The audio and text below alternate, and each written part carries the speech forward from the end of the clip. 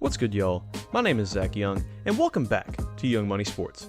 And today, I just wanted to talk about some things going around in the baseball world with the playoffs starting hopefully by the time this video comes out. Just going to start things off by talking about the Cleveland Guardians and how far I think they can realistically go in these playoffs. See, ever since the last time I talked about the Guardians, let's see, 3 months ago? Jesus Christ, it was 3 months ago.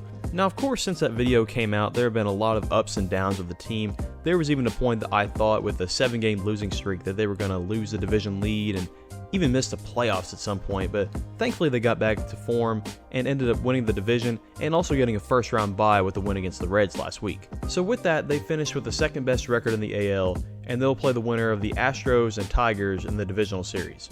And I think unless we get some more of that gritty Tiggs magic that we saw near the end of the year, we're probably going to be facing the Astros in the second round.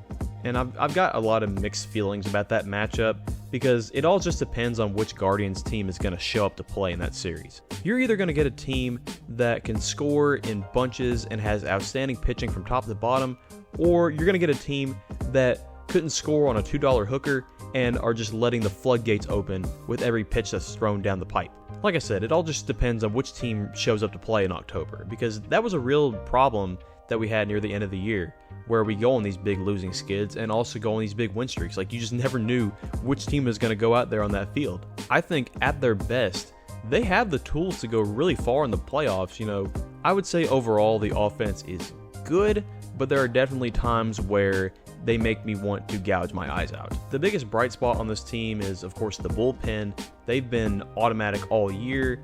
There's only really one relief pitcher in that bullpen that is really bad. We used to have a couple more, but we cut Scott Barlow, thank the Lord. And they're headlined by the best closer in baseball, without a doubt. I mean, Emmanuel Clase has just been on another level throughout the entire year. Like, I think his ERA was like .61, which is just insane, man. It's like anytime he comes into a game, you just know that the Guardians are going to win, because that's just how automatic he was the entire year. Of course, knowing my luck, he'll probably blow his first save chance whenever he gets to the playoffs. Just that's how these things kind of work. I think what's going to make or break this postseason run for the Guardians, though, is the biggest concern they've had since the beginning of the year, and that's the starting pitching. If I had to guess, I would probably say that their 5-man rotation would probably be something like Tanner Bybee, Ben Lively, Matthew Boyd, Joey Cantillo, and Gavin Williams, with Alex Cobb waiting in the wings maybe. These are all guys who at points have looked absolutely amazing in games, and then their next appearance they'll come out and look like absolute garbage. There is not a single starting pitcher on this lineup that I would trust to go 6 innings in a playoff game. Hell, not even 5 innings at this point. Like I said, it's been their biggest weakness all year, and I feel like that's only going to get emphasized as you're playing the league's best teams. But overall, I am still really excited to see what they can do. This has been a really fun and enjoyable year for Cleveland, and it's always awesome for me to see one of my teams actually be good when I live in a world of shit with my other professional teams. So no matter what happens, like I said, this has just been a really fun and good year, and I hope that they can really build something off of this. But moving on, I would just like to quickly predict who I think is going to make the World Series. You know, this year has been a year, minus hockey, that we've gotten just like the most boring outcomes imaginable. You know, we had the Chiefs and Niners in the Super Bowl. We had the Boston Celtics winning the NBA championship. So I wouldn't be surprised if baseball followed that trend and we got something like the Yankees and the Dodgers. That would be something good on paper, but with all the other teams and stories that we have going on, that would definitely be the most boring option with the most toxic fans clashing in the biggest stage. But that is like my safe pick. My absolute batshit insane prediction, because, you know, something like that has happened in baseball before, especially last year with something like the Diamondbacks, I would say that we would get a series between the Padres and the Tigers.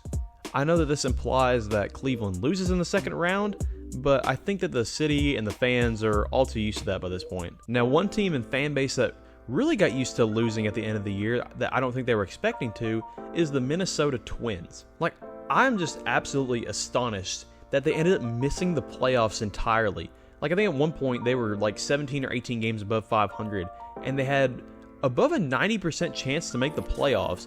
And then that percentage just kept dropping and dropping as it kept losing and losing, and the Tigers kept building momentum and winning games.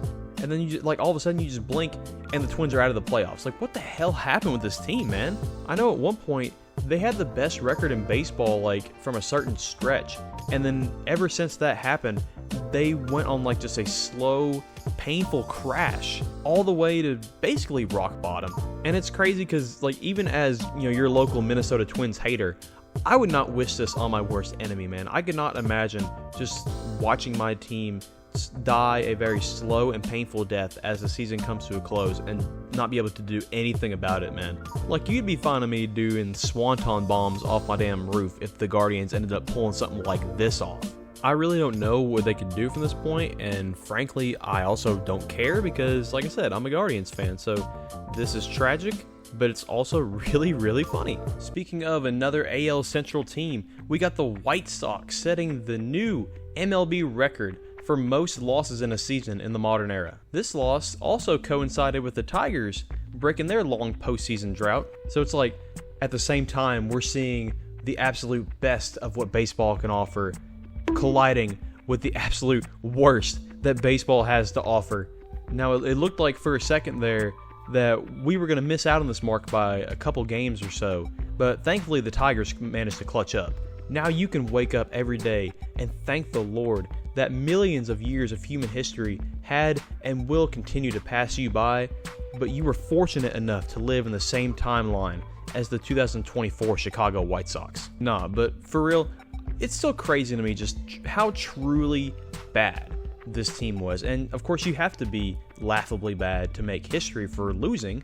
Weirdly enough, I think the only times that they didn't look bad throughout the year was when they played Cleveland of all teams. The other teams in the AL Central would just continue to stack wins against Chicago, but Cleveland was generous enough to give this team 5 wins. It was almost 6, and that 6th one was in a game that I actually went to go watch them play in Cleveland, and it took a Bo Naylor RBI sac fly to prevent that from happening, which thank the Lord, because I had a 6-hour car ride home, and I was not really wanting to lament on a loss to the Chicago White Sox the entire way back. You also know that a team is just the definition of dog shit if their social media has to post an apology to the fans at the end of the year. Like, normally you'll see teams post like a thank you fans thing at the end of the year on their social medias, but no, the White Sox posted an apology to their fans from the owner, and it's on Twitter, and it's just really funny. It's the only time that I've ever seen this happen in sports where a team will apologize to the fans, but it's always been really funny. This whole season, watching the White Sox has been just a great comedy act. Moving on now from a comedy to a tragedy, we have the Oakland A's playing their final game in the Coliseum. As you all probably know by this point because everyone's been talking about it, the Oakland A's announced at the beginning of the year that this would be their last season playing as the Oakland A's. I believe in 2 years they will be moving to Las Vegas and they'll be officially known as the Las Vegas A's. But in between that time of them building the stadium and leaving Oakland, they'll be playing in Sacramento, where a minor league team normally plays. I actually watched that last game that they played in Oakland on TV. It was the only Oakland A's game that I watched all year because why else would I watch an Oakland A's game? And I think they did a really good job of handling the situation. It being the last game, they presented it all. Like, there was a lot of emotion in the broadcast and with the fans and everything. It was really cool to see the whole place filled up for probably only the first or second time all year. But it's also sad at the same time because, they're never going to be able to do this again.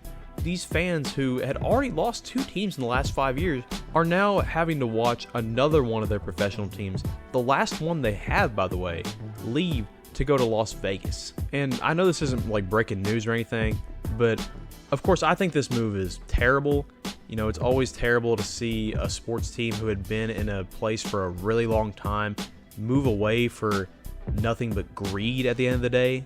From what I've seen, the Oakland A's have really good, loyal fans, and I don't blame them at all for not showing up to the games during the year because their owner is absolutely awful. Like, they put out a statement from John Fisher, the owner, where he was saying things like they tried their best to field a competitive team and do whatever they can to bring a winner to Oakland and all this BS, when in reality, you have one of the cheapest owners in the sport who spent just a little more money on the payroll this year than the team did 20 years ago. So yeah, just have fun moving to Las Vegas, where your attendance is probably not going to be any better than when you were in Oakland, and in those games, most of the fans that are going to the games are going to be fans of the other team playing. Alright, so the last thing I want to talk about here today is something that was actually really awesome to watch, and that was the game 161 between the Mets and the Braves. You know, it was the first game of the doubleheader. There were heavy playoff implications with this game and this doubleheader, and this first game, I don't know what was going on, but this is, without exaggeration, one of the greatest baseball games that I have ever watched, man. Like, from first pitch to last pitch, it was just insanity. Like, you think that nothing really was going to go super crazy.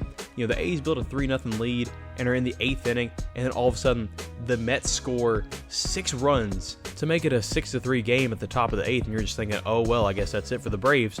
Well, no. Then the Mets put in Edwin Diaz, who's supposed to be a really good closing pitcher, but then he gives 4 runs back to the Braves, and now it's a 1-run game again. And here I am thinking, well, now it's got to be over, because the Braves get 1 out to start the 9th inning. You know, a man did get on base, but still, you're not thinking that they could give this up still. Like, I think they could still lock this down. Well, no.